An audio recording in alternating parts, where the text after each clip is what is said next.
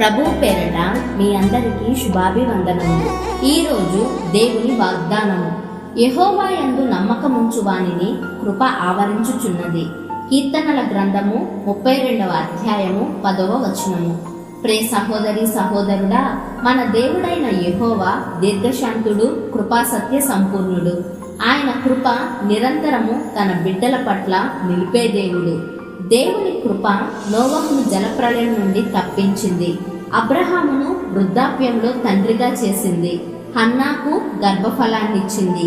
నెహమ్యాకు తోడుగా ఉండి మందిర ప్రాకారములు కట్టించింది. దేవుని విస్తారమైన కృప ఇజ్రాయేలీలను అరణ్యంలో పోషించి పగలు మేఘస్తంభమై రాత్రి అగ్నిస్తంభమై నిలిచింది.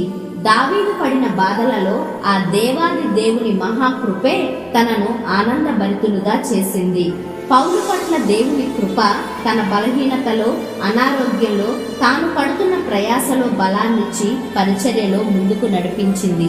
ఇలా మనం పరిశుద్ధ గ్రంథం పరిశీలిస్తే ఆయన మీద నమ్మకం ఉంచిన ఏ ఒక్కరిని కూడా ఆయన విడిచిపెట్టలేదు, తన కృపను వారిపై చూపుట మానలేదు. అటువంటి కృపాసత్య సంపూర్ణుడైన దేవుడు ఈరోజు మనకి శ్రేష్టమైన వాగ్దానం ద్వారా చెబుతున్నారు, కృపతో మనల్ని కాచి కాపాడుతానని. కృపను మనం దేనితోనూ కొలవలేము. కృప అత్యంత అమూల్యమైనది. అహంకారులను ఎదిరించి దీనులకు కృప అనుగ్రహించును అని పరిశుద్ధ గ్రంథం సెలవిస్తుంది. కనుక మనం చేయాల్సిందేమిటంటే దేవుని యందు పరిపూర్ణ విశ్వాసంతో దీన మనస్సు కలిగి ఆయన ఎదుట మోకరిస్తే చాలు. అత్యున్నతమైన కృపతో మనల్ని కాపాడతారు. కనుక ఇటువంటి ప్రార్థనా జీవితం మనం కలిగి ఉండులాగున దేవునికి ప్రార్థిద్దాం. ప్రార్థన. మహాపరిశుద్ధుడా, ప్రేమ కలిగిన తండ్రి, కృపా కనికరము కలిగిన దేవా, నీకు వందనాలు. గడిచిన కాలమంతా మీ కృపతో మమ్మల్ని కాపాడారు, స్తోత్రాలు.